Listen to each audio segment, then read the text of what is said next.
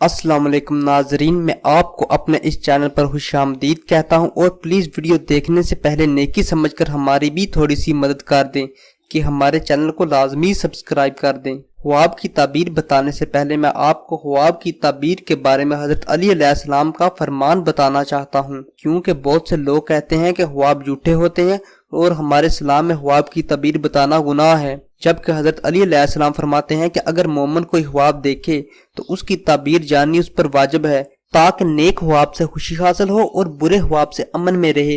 اگر کسی خواب کی تعبیر بری ہے تو خدا تعالیٰ سے رحم کی دعا کریں اور صدقہ دیں تاکہ اللہ تعالیٰ آپ کو ہر قسم کی مصیبت اور پریشانی سے محفوظ رکھیں۔